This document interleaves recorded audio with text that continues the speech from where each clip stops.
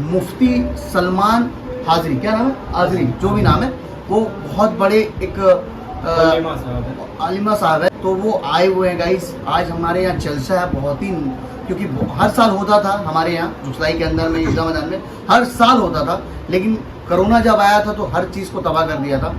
3 साल बाद फिर से यहाँ चालू हो चुका है, तो काफ़ी खूबसूरत लग रहा, बहुत ही अच्छा लग रहा नज़ारा देखने में। लग रहा है कि नहीं, वापस से वो दिन याद आ रहा है कि हाँ यहाँ कुछ हुआ करता था पहले। तो आइए आप लोगों को दिखाते हैं, बहुत ही मज़ा आने वाला है और वीडियो को एंड तक देखिएगा, काफ़ी अच्छा लगने वाला है, क्योंकि पूरा जुसलाई अभी पूरा ईदगाह मैदान जगमग जगमग कर रहा है गाइस। आइए आप लोगों को दिखाते हैं। तो मेरे साथ अभी है अरबाज और बैकग्राउंड में है रफ़ी और कैमरामैन आफ्ताब। तो आइए सबके साथ चलते हैं और आप लोगों को दिखाते हैं, काफ़ी अच्छा लगेगा, एंड तक देखिएगा गाइस वीडियो।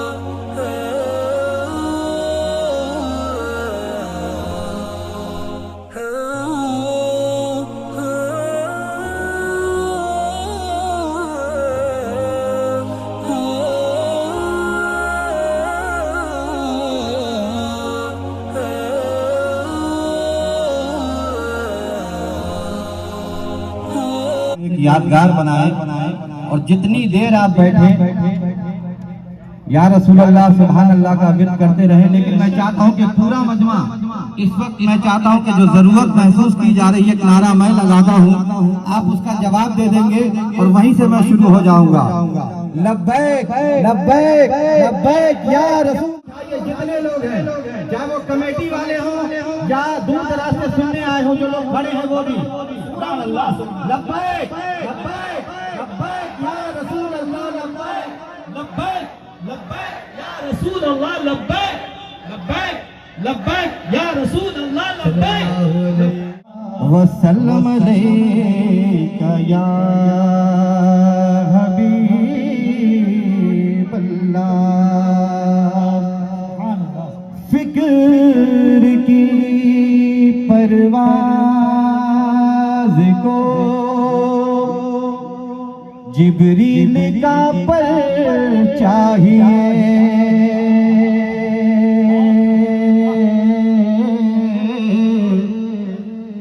फिक्र की परवाज़ को जिब्रील का पर चाहिए। नात पढ़ने के लिए आला मुक़द्दर चाहिए, कि नात सुनने के लिए आला मुक़द्दर चाहिए।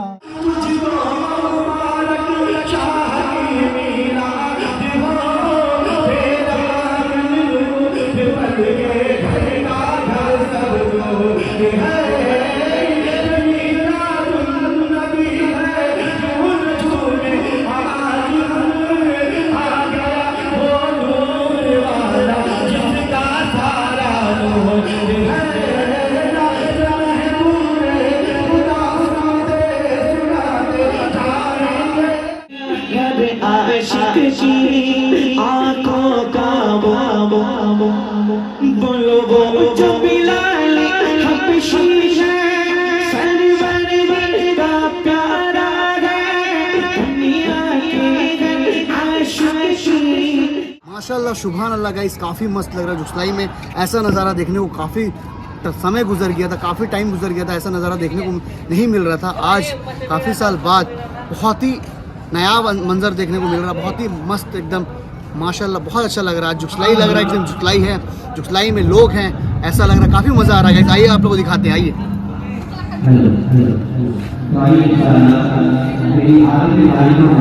सबसे पहले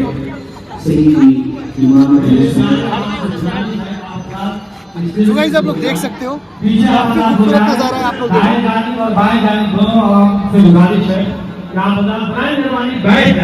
अगर आपको जगह मिल रही है तो आप साथ बैठ जाए, बैठ जाए।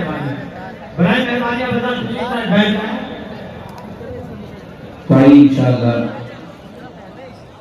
सबसे पहले मेरी आदत दाइमा है, सैयदी इमाम अहले सुन्नत मुजद्दिद दीन व मिल्लत इमाम अहमद रज़ा खान फाज़िल बरेलवी क़द्दसल्लाहु सिर्रुल अज़ीज़ के कलाम से शुरू करूंगा। एक मर्तबा सैयद आला हज़रत से एक आशिक पूछते हैं, सरकार जैसे कि गाइस आपने देखा काफ़ी खूबसूरत मंजर है यहाँ पे। यहाँ पे जो आए हैं मुफ्ती सलमान कादरी जी, काफ़ी सुरीला आवाज़ है उनका, बहुत ही अच्छी आवाज़ में नात पढ़ते हैं, दिल झूम जाता है गाइस, दिल झूम जाता है, काफ़ी अच्छा लग रहा है। आप लोग सुन सकते हो, काफ़ी अच्छा लग रहा है सुनने में, जैसे कि वीडियो में रिकॉर्डिंग होता है ना, वीडियो में रियलिटी में उससे ज़्यादा अच्छा लग रहा है सुनने में, बहुत अच्छा लग रहा है। चलो यार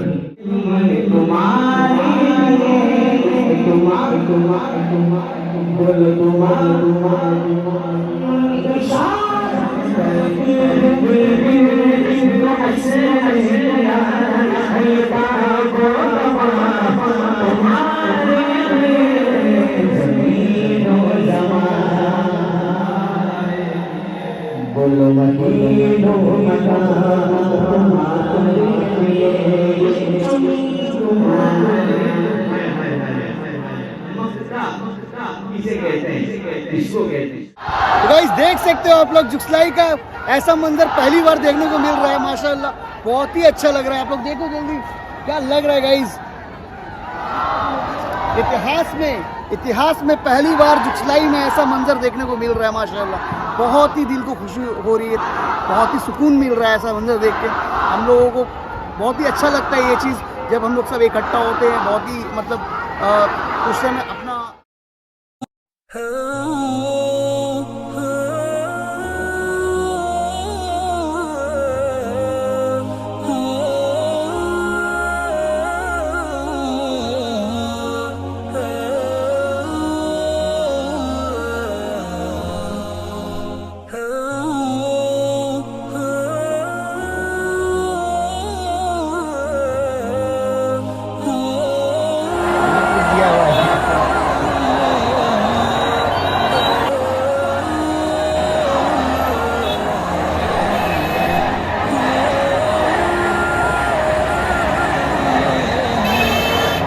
चालू कर, लाइट चालू कर, थोड़ा इंटरव्यू दे देते हैं।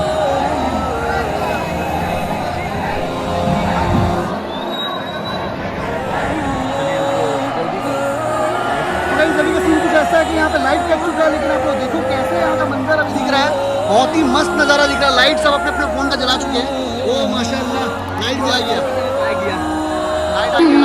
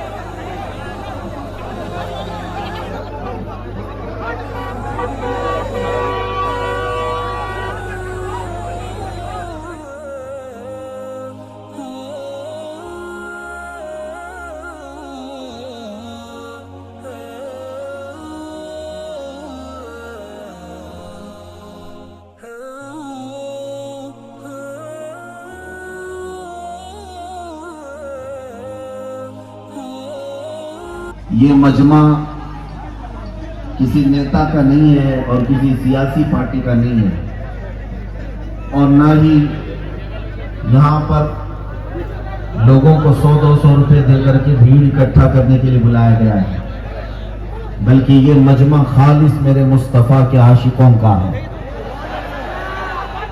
اور یہاں پر ہمارا نعرہ یہی ہوگا، کسی کی جے وجے کیوں پکارے، کیا غرض ہم کو، کسی کی جے وجے کیوں پکارے، کیا غرض ہم کو، ہمیں کافی ہے سید اپنا نعرہ یا رسول اللہ۔ صحابہ کرام رضوان اللہ تعالیٰ علیہ مجمعین نے یہی منظر پیش کیے ہیں اپنی زندگیوں میں، اس لیے میں زیادہ دیر تک آپ کو اکتاہٹ میں نہیں ڈالوں گا۔ یہ مجلس میلاد ہے، سب سے پہلے میں اسی سے شروعات بھی کرتا ہوں۔ اللہ کا کروڑ کروڑ شکر و احسان ہے کہ حضور کی میلاد منانا یہ سنیوں کی قسمت میں آیا ہے، الحمدللہ۔ دوسرے پتہ نہیں کیسے کیسے چوروں کا برتھ ڈے مناتے ہیں اور دلیل پوچھتے بھی نہیں، کیسے کیسے ڈکیت اور ڈاکوؤں کا برتھ ڈے بھی ہوتا ہے، لیکن اس پر کسی کو دلیل کائنات کے آقا کا جنم دن مبارک۔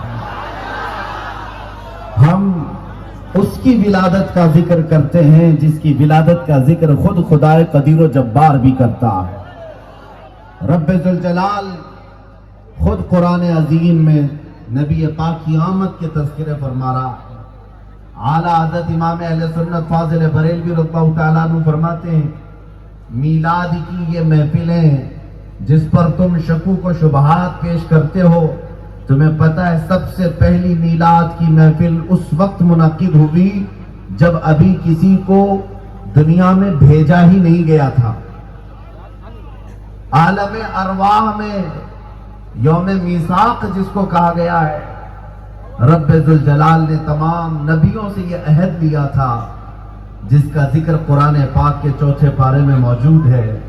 وَإِذْ أَخَذَ اللَّهُ مِيثَاقَ النَّبِيِّينَ لَمَا آتَيْتُكُم مِّن كِتَابٍ وَحِكْمَةٍ ثُمَّ جَاءَكُمْ رَسُولٌ مُصَدِّقٌ لِّمَا مَعَكُمْ لَتُؤْمِنُنَّ بِهِ وَلَتَنصُرُنَّهُ۔ یاد کرو جب اللہ تعالیٰ نے تمام نبیوں سے یہ وعدہ لیا کہ میرا ایک رسول آئے گا کتاب اور حکمت لے کر کے، تو تم سب کے سب اس پر ایمان لاؤ گے اور اس کی مدد کرو گے۔ قَالَ أَأَقْرَرْتُمْ، رب تعالیٰ نے تمام نبیوں کی روحوں سے یہ پوچھا کیا تمہیں اس بات کا اقرار ہے؟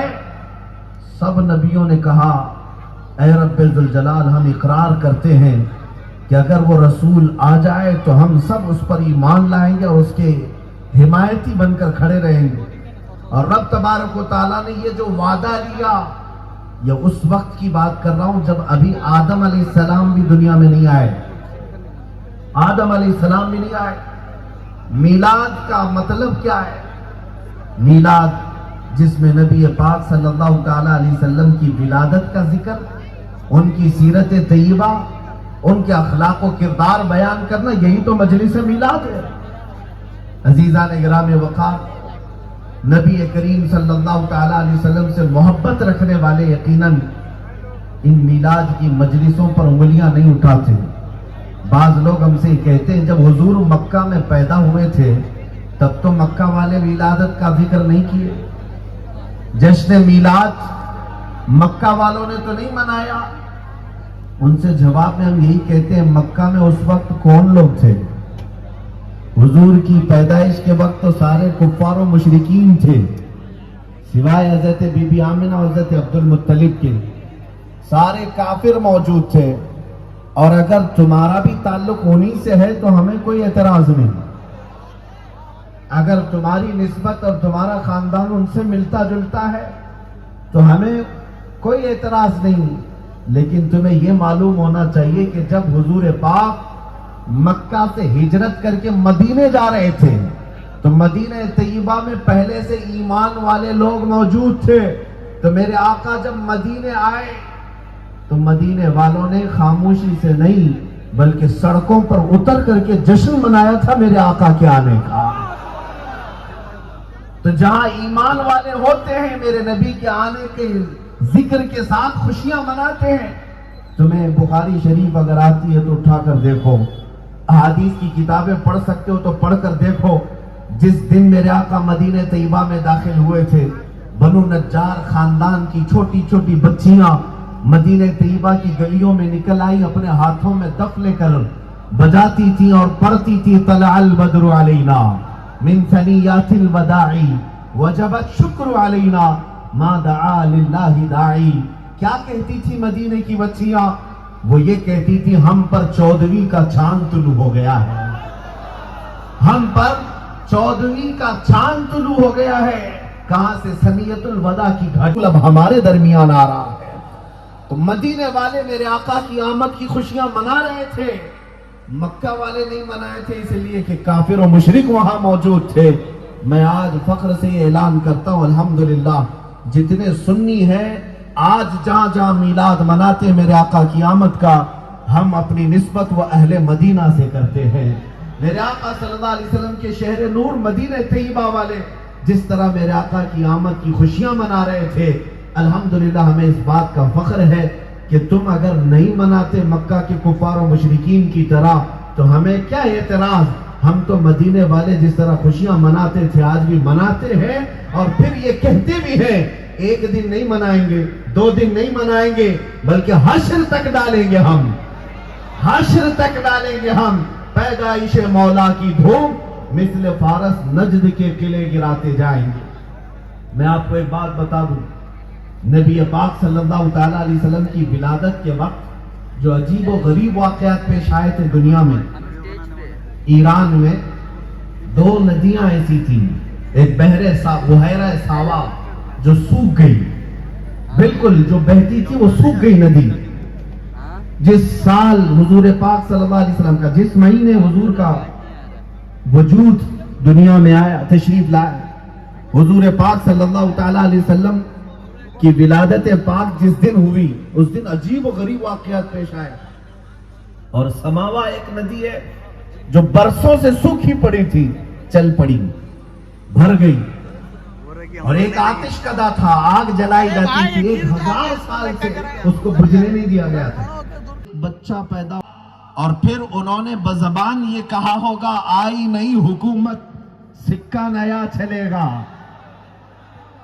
آئی نئی حکومت سکہ نیا چلے گا, عالم میں رنگ بدلا صبح شب ولادت. یہ حضور پاک صلی اللہ علیہ وسلم کی ولادت کے لیے کہا گیا ہے یہ شعر.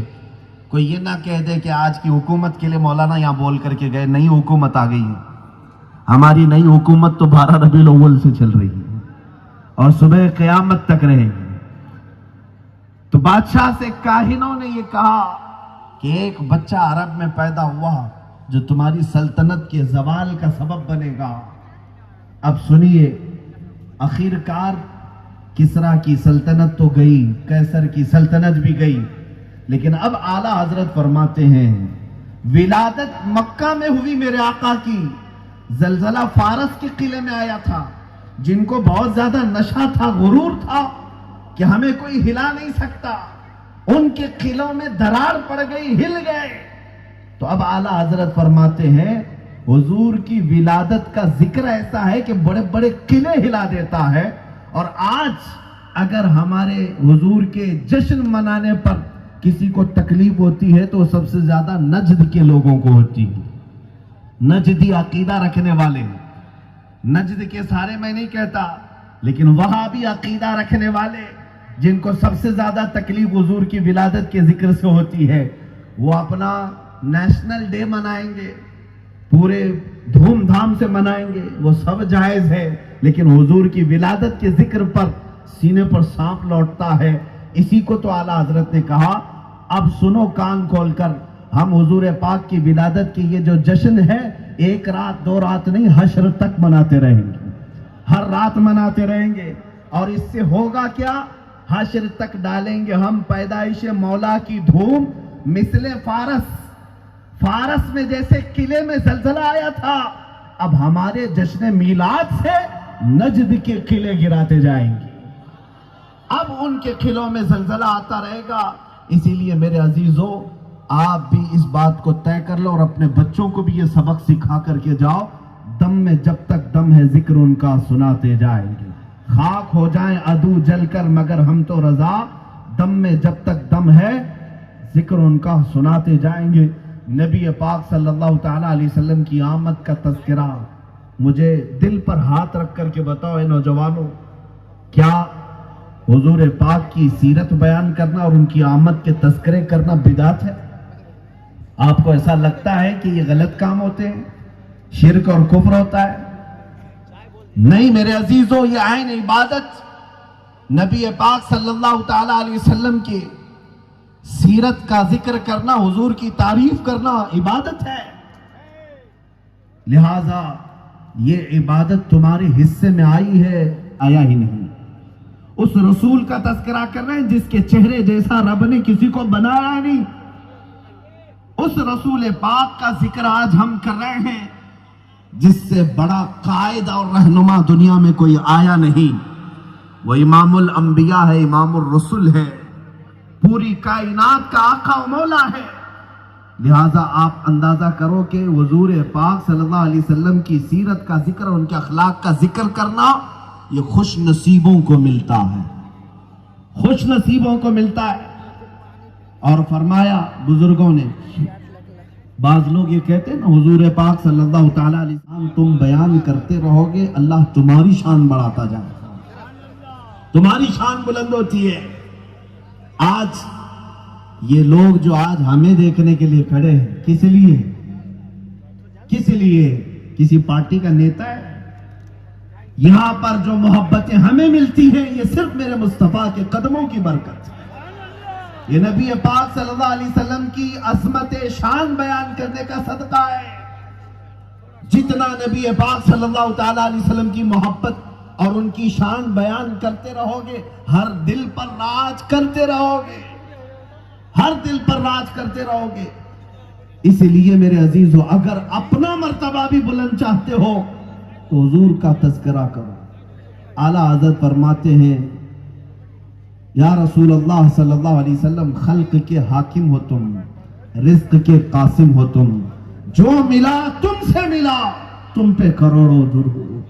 نبی پاک صلی اللہ تعالیٰ علیہ وسلم سے یہ خیرات بٹی ہوئی ہے۔ میں عرض کرتا ہوں اے نوجوانوں، آج اس بات کی ضرورت ہے کہ دنیا کو یہ بتاؤ۔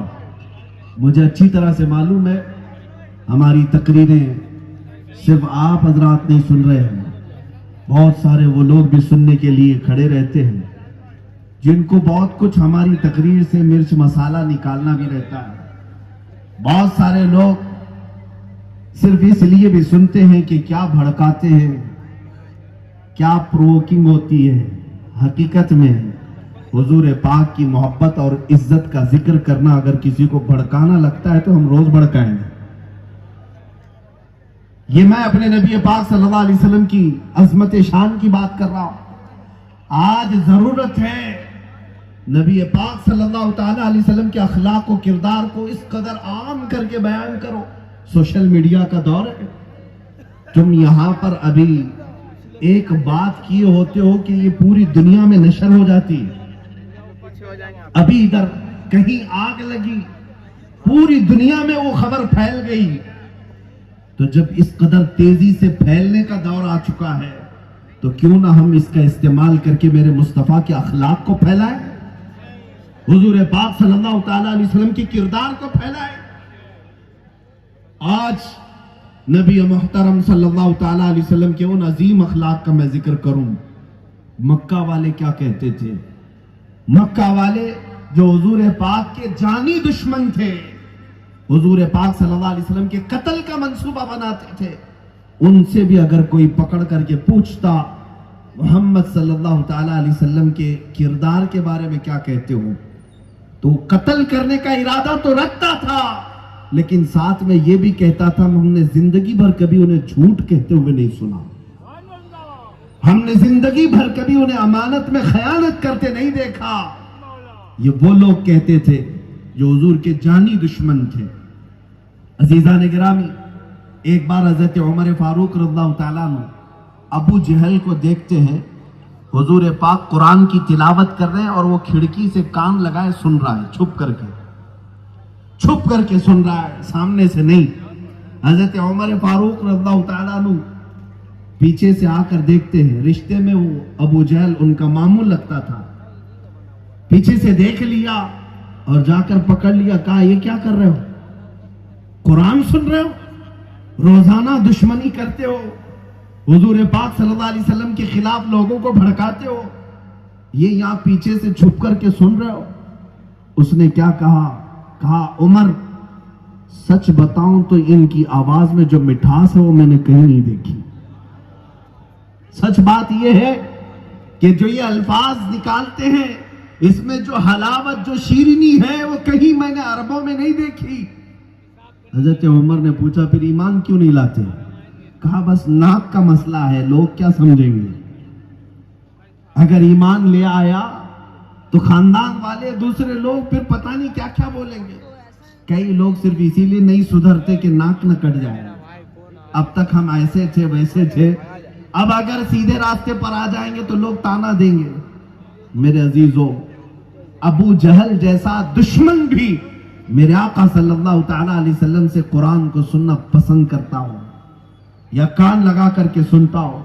ولید بن مغیرہ جو دشمن ہے، گستاخ ہے، اس کے الفاظ بھی اگر آپ پڑھیں گے، اس کے الفاظ بھی موجود ہیں۔ نبی پاک صلی اللہ علیہ وسلم کے متعلق کیا کہا کہ حلو المنطق، جب بات کرتے ہیں تو شہد کی طرح سے رس گھولتے ہیں۔ یہ دشمنوں کی باتیں کر رہا ہوں، جو جانی دشمن ہے۔ اسی لیے میرے آقا صلی اللہ تعالیٰ علیہ وسلم کی ایک بات میں آپ کو بتاؤں، مکہ مکرمہ میں اللہ تعالیٰ نے میرے رسول کو پیدا کیا۔ آج بھی جا کر دیکھیں، مکہ ایک ایسا شہر ہے جو پہاڑوں سے گھرا ہوا ہے، ایسے پہاڑیاں تقریباً صرف عرب میں بتایا جاتا ہے جغرافک 20 لاکھ پہاڑیاں ہیں، اور مکہ کثرت سے پہاڑوں کے بیچ میں ہے، اور پہاڑوں کے بیچ رہنے والے وہاں کے لوگوں کے دل بھی جو ہے پہاڑوں سے زیادہ سخت ہو چکے تھے، پتھر سے زیادہ سخت دل لوگ تھے۔ ان سخت دل لوگوں کے درمیان میرے آقا صلی اللہ علیہ وسلم کو پیدا کیا گیا ہے، مکہ والوں کے بیچ میں۔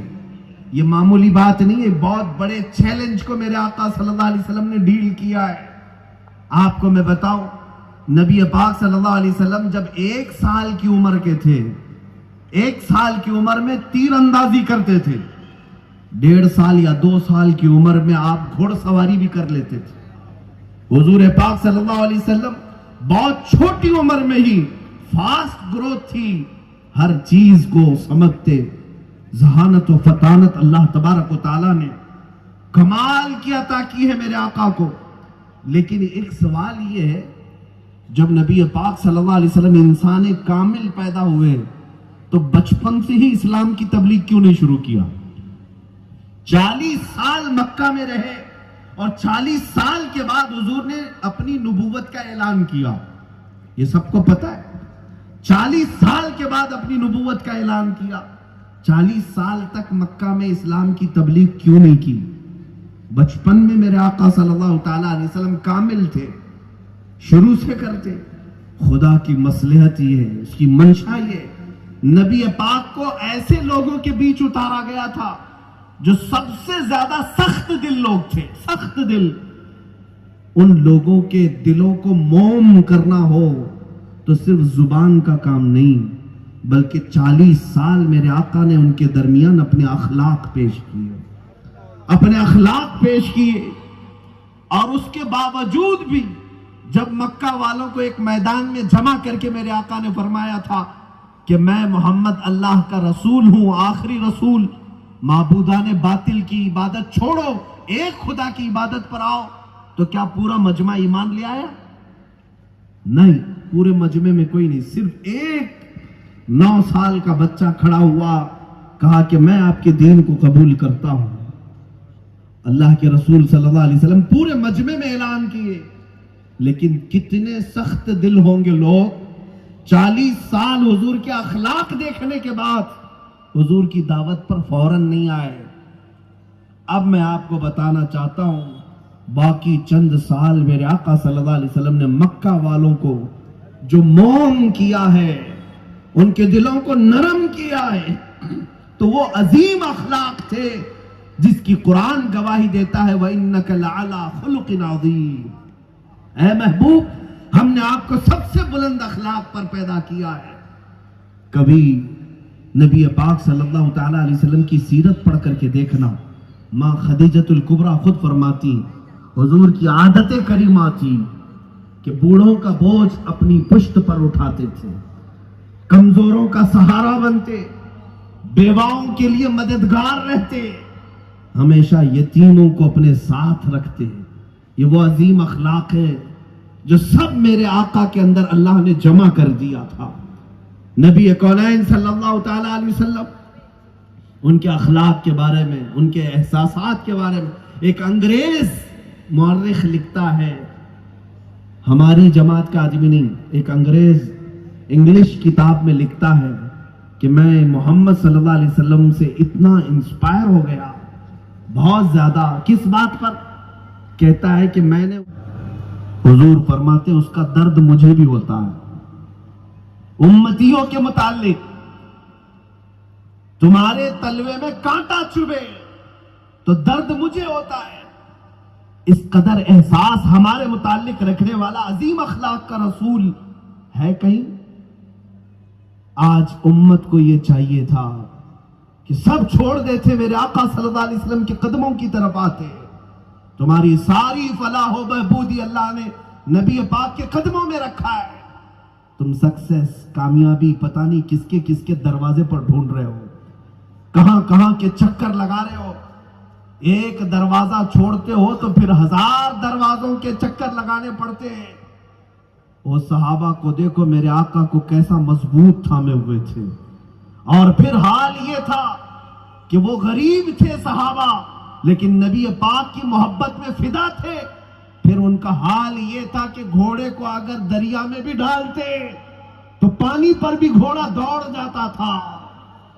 نبی پاک کے غلاموں کا یہ یقین تھا کہ ہم نبی پاک کے غلام ہیں۔ ایک صحابی حضرت سفینہ کہتے ہیں کہ میں جنگل میں پھنس گیا، ایک شیر سامنے آ گیا اور منہ پھاڑے ہوئے جب قریب آیا تو میں نے صرف اتنا کہا، یا ابا الحارث انا مولا رسول اللہ، اے پھاڑ کھانے والے درندے سن، میں رسول اللہ کا غلام ہوں۔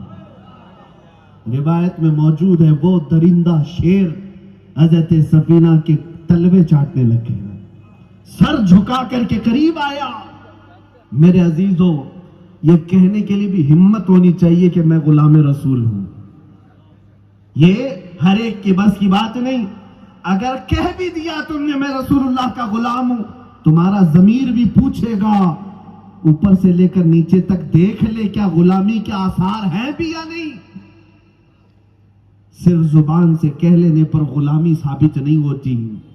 حضور سے محبت، حضور سے عشق کا اگر دعویٰ ہے تو تمہارے عمل بھی ثبوت کے طور پر چاہیے میرے عزیزوں۔ اگر عمل نہیں ہے تو کس زبان سے کہو گے؟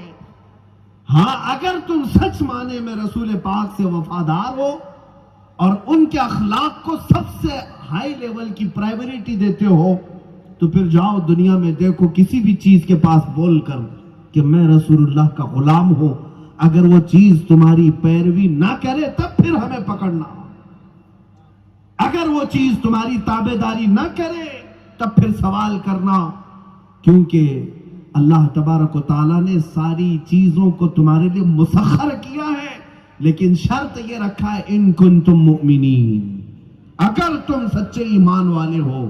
اور ایمان والا کون ہوتا ہے؟ حضور نے فرمایا اس وقت تک تمہارا ایمان کمپلیٹ نہیں ہوتا جب تک ساری دنیا سے زیادہ محبت مجھ سے نہ کر لو، اس وقت تک ایمان مکمل نہیں ہوتا۔ اس لیے میرے عزیزوں، نبی کونین صلی اللہ تعالیٰ علیہ وسلم کے غلاموں کو ہم نے تاریخ میں پڑھا ہے، وہ جن وادیوں میں گزرے فتح کے پرچم بلند کرتے چلے گئے۔ آج زمینیں ہم پر تنگ ہوتی جا رہی ہیں، سکڑتی جا رہی ہیں، حالات دن بدن بدتر کیوں ہوتے جا رہے ہیں؟ کروڑوں کی تعداد تمہاری ہے، بہت زیادہ تعداد ہے، تمہارے اندر آج جوش و جذبہ بھی ہے، نعرے جب لگاتے ہو تو ایسا لگتا ہے کہ پورا شہر ہل جائے گا۔ یہ سب کچھ تمہارے پاس موجود ہے. آخر ڈھونڈو اس طاقت کو جس طاقت نے قیصر اور کسریٰ کو گھٹنے ٹیکنے پر مجبور کیا تھا. اس طاقت کو ڈھونڈو جو صلاح الدین ایوبی کو فاتح بیت المقدس بنایا تھا. اس طاقت کو ڈھونڈو جس نے شہاب الدین غوری کو فاتح اسلام بنایا تھا. وہ طاقت کہاں گئی؟ ان کے پاس چند ہزار کی فوجیں تھیں, ان کے پاس چند 100 لوگ تھے, لیکن کہتے کیا تھے؟ جہاں جاتے تھے ان کا یہ نعرہ ہوتا تھا, ٹل نہ سکتے تھے جنگ میں اگر اڑ جاتے تھے, پاؤں شیروں کے بھی میدان سے اکھڑ جاتے تھے, حق سے سرکش ہوا کوئی تو بگڑ جاتے تھے, ارے تیغ کیا چیز ہے ہم توپ سے بھی لڑ جاتے تھے. یہ رسول پاک کے ان غلاموں کا نعرہ تھا. وہ طاقت کہاں چلی گئی؟ کروڑوں میں. مجھے وہ حدیث یاد آتی ہے, توجہ سے سنو میرے عزیزوں. حضور پاک صلی اللہ علیہ وسلم نے فرمایا یوشک ان تداعى علیکم الامم کما تداعى الاکلۃ الی قصعتها. ان قریب تم پر ایک ایسا زمانہ آئے گا کہ ساری قومیں تم پر جھپٹ پڑیں گی جیسے بھوکا برتن پر جھپٹتا ہے. آج حقیقت ہے یا نہیں مجھے بتاؤ؟ سب کا ٹارگٹ تم بنے ہو کہ نہیں بنے ہو؟ ہر ایک ٹارگٹ پر تم کو رکھا ہوا ہے. صرف یہاں کی بات نہیں, آل اوور ورلڈ, سب جگہ, ہر جگہ تم ہی تو نشانے پر ہو. حضور پاک کی حدیث صادق آتی ہے. میرے آقا نے فرمایا تم پر ایک زمانہ ایسا آئے گا کہ ساری قومیں تم پر جھپٹ پڑیں گی جیسے بھوکا برتن پر جھپٹتا ہے. صحابہ نے پوچھا یا رسول اللہ کیا ہم تعداد میں کم ہوں گے اس زمانے میں؟ حضور نے فرمایا نہیں, تعداد تو تمہاری بہت زیادہ ہوگی, لیکن تمہاری حیثیت کیا ہے؟ سمندر کے جھاگ کی طرح ہوگی. غثاءً کا غثاء السیل. میرے آقا فرماتے ہیں جھاگ جانتے ہو؟ جھاگ, جھاگ کس کو کہتے ہیں؟ پانی کے اوپر جو جمع ہوتا ہے. حضور پاک فرماتے ہیں جھاگ کی طرح, ہوا آئی تو جھاگ اڑ جاتا ہے, اس کے اندر کوئی وزن چیز نہیں ہوتی. تمہاری حالت بھی ایسی ہو جائے گی کہ ہوں گے کروڑوں کی تعداد میں, لیکن ایسے پل پل ہے کہ ہوا آئی تو ادھر اڑ گئے, ادھر سے ہوا آئی تو ادھر اڑ گئے. اس لیے میرے عزیزو آج وہ دور آ چکا کہ سب تم پر جھپٹ پڑے. اگر کوئی طاقت تمہیں بچا سکتی ہے تو وہ ڈھونڈو طاقت کہاں ہے, وہ طاقت کہاں ہے. کیا ہم کروڑوں کی تعداد جمع کر لیں, تنظیمیں بنا لیں, تحریکیں بنا لیں, فوج اکٹھا کر لیں تو طاقت آ جائے گی؟ کر کے دیکھ لو, نہیں آنی ہے. تم روز ایک کمیٹی بناؤ, روز ایک جماعت بناؤ, جس طاقت کی میں بات کر رہا ہوں وہ نہیں آئے گی. وہ صرف اور صرف ایک راز ہے جس سے وہ طاقت واپس آئے گی, جس کو اقبال شاعر مشرق نے 10 سال یورپ کی گلیوں میں ڈھونڈ ڈھونڈ کر کے اپنی قوم کو بتایا تھا. میں وہ طاقت ڈھونڈنے گیا تھا اور میں دیکھا کہ مسلمانوں کو وہ طاقت کہاں سے ملے گی. سائنس سے, فزکس سے, جغرافک سے, جیومیٹری سے, کس چیز سے ملے گی؟ پھر وہ آخر میں اس نتیجے پر پہنچا. شاعر مشرق اقبال کہتا ہے وہ طاقت اگر تمہیں ملتی ہے تو صرف اس بات پر کہ محمد سے وفاتوں نے, کہ محمد سے وفاتوں نے, تو ہم تیرے ہیں. یہ جہاں چیز ہے کیا لوح و قلم تیرے ہیں, ساری چیزیں تیری ہیں. شرط صرف یہ ہے کہ جس طاقت کو تم کھوئے بیٹھے ہو وہ میرے آقا صلی اللہ علیہ وسلم سے کمال درجے کی محبت. یہ چیز جب سے ختم ہوئی یا کم ہوئی, بہت ساری چیزیں ہم سے روٹ گئی ہیں. آپ لوگ مجھ سے یہ پوچھ سکتے ہیں, لوگ کہتے ہوں کہ مولانا آپ کیسی بات کر رہے ہیں, کیا ہم حضور سے محبت نہیں کرتے, کیا ہم حضور سے عشق نہیں کرتے؟ یقیناً تمہاری زبان اور تمہارا دل محبت تو کرتا ہے, لیکن تمہارے عمل حضور پاک کی محبت میں آنے نہیں دیتے. یہی تو بات ہے. میں انکاری نہیں ہوں, لیکن آج میں ہر نوجوان سے پوچھتا ہوں تم حضور کے لیے اتنے سینسیٹیو ہو, اتنے حساس ہو, تو پھر ان کی سنتوں سے محبت کیوں نہیں کرتے؟ ان کے اخلاق سے محبت کیوں نہیں کرتے؟ میں یہاں پر موجود ایک 8 سے 10 نوجوانوں سے پوچھتا ہوں، 8 سے 10 نوجوان جو دنیاوی فیشن میں مبتلا ہوں، ہر طرح کا فیشن انہیں پسند ہو، ان سے بھی میں پوچھتا ہوں، ذرا دل پر ہاتھ رکھ کر کے یہ بتا، اس پوری کائنات میں سب سے حسین چہرہ کس کا تھا؟ ہر بچہ بغیر جھجکے ہوئے کہے گا وہ آمنہ کے لال کا تھا۔ حقیقت ہے یا نہیں؟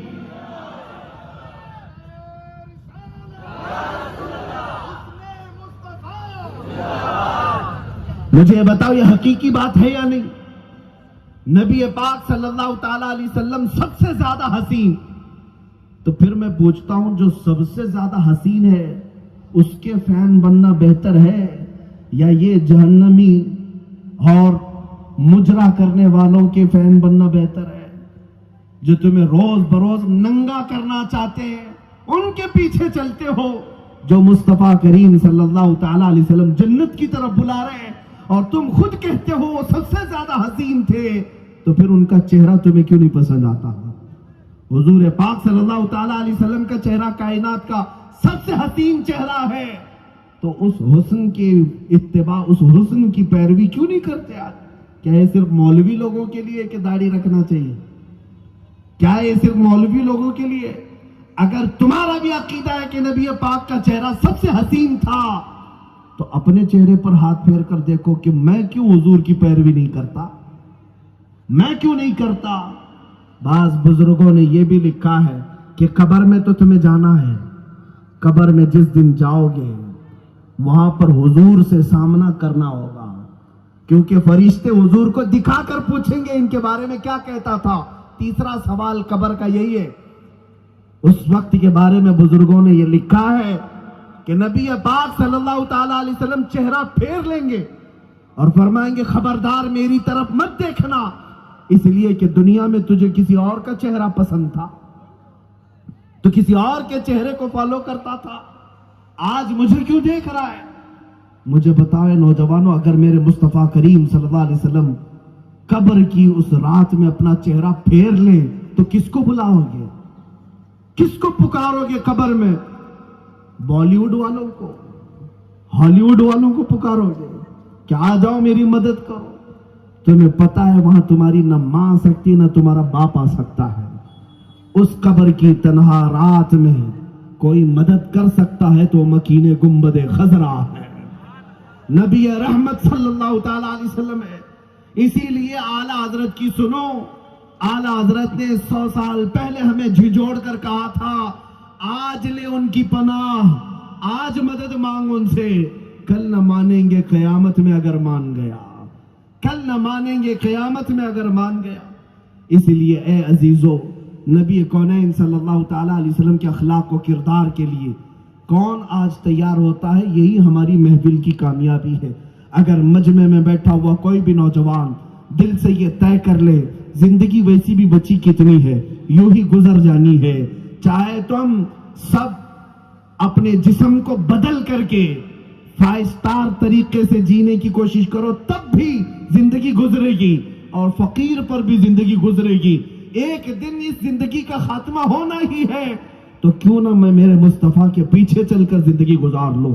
اس لیے کہ ملی ایک ہی بار ہے، یہ لائف جس کو بھی ملی ہے ایک ہی بار ملی ہے، دوسری بار تمہیں دنیا میں نہیں آنا ہے، دوسری بار تم نہیں پیدا ہوں گے، تمہارے 7 جنم کا عقیدہ نہیں ہے، ایک بار پیدا ہوئے ہو ایک بار مرو گے۔ اسی لیے میں کہتا ہوں یہ ایک بار ملی ہوئی زندگی ایرے غیرے نتھو کھیرے کے پیچھے گزارنے سے بہتر تو یہ ہے اس کائنات کے آقا و مولا کے پیچھے گزار دے جو یہاں پر بھی ہمارا مددگار، قبر میں بھی ہمارا مددگار اور حشر میں بھی ہمارا مددگار۔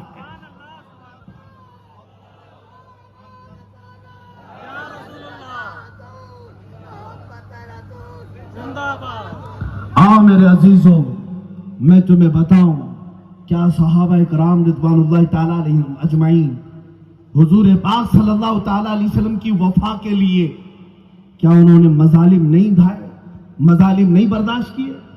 آج ہمارے بچے اگر یہ سمجھتے ہیں آپ کی بات پر اگر میں چل پڑا تو لوگ پتہ نہیں مجھے کیا کیا بولیں گے، ملا جی بولیں گے، تانے ماریں گے. اس سے زیادہ کیا ہوگا میرے عزیزوں؟ کیا تم دنیا والوں کے لیے جیتے ہو؟ ان کے تانوں کے لیے جیتے ہو؟ یہ گالی دینے والے تم کپڑا پہنو گے تب بھی بولیں گے، ننگے رہو گے تب بھی بولیں گے. ان کو کبھی تم خاموش نہیں کر سکتے. تم کو جینا ہو تو اپنے رب ذوالجلال کی رضا پر جینا ہو، کیونکہ سزا اور جزا کا مالک اللہ ہے. اگر تم نے ان کی خاطر اپنے آپ کو بدل لیا تو بہت بڑے خسارے میں جاؤ گے. صحابہ کو دیکھو، ایک صحابی حضرت صہیب مکہ میں تھے. میں تمہیں بتاتا ہوں، کڑیل جوان اور بہت بڑے مالدار، اتنی عظیم خوشبو لگاتے تھے کہ جس طرف گزرتے تھے پوری گلی مہکتی تھی. لیکن جب نبی پاک صلی اللہ علیہ وسلم پر ایمان لائے، ان کے گھر والے ان کے دشمن بنے. ان کے باپ جائیداد سے ان کو قرض کیا، جائیداد نہ دینے کا عزم کیا. حضرت صہیب نے اس کو بھی تسلیم کر لیا.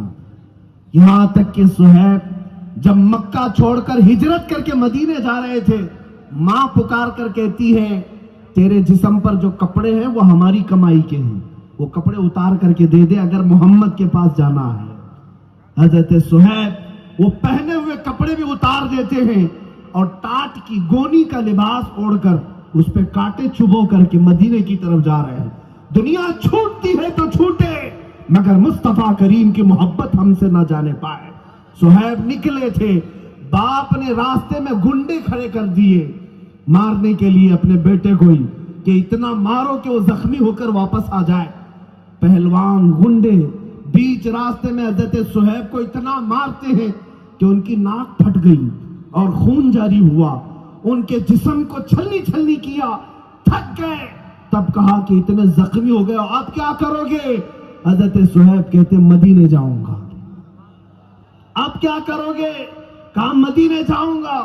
اکلوتے بیٹے ہو، ماں باپ کی طرف چلے جاؤ، جائیداد تمہارا انتظار کر رہی ہے، مال دولت سب کچھ تمہارے پاس ہے. صہیب نے کہا وہ سب تمہیں مبارک، مجھے میرے مصطفیٰ کی چادر مبارک. میرے عزیزو، زخموں سے چور مدینہ طیبہ چل کر کے آئے. 450 کلومیٹر کا سفر ہے، چل کر کے آئے.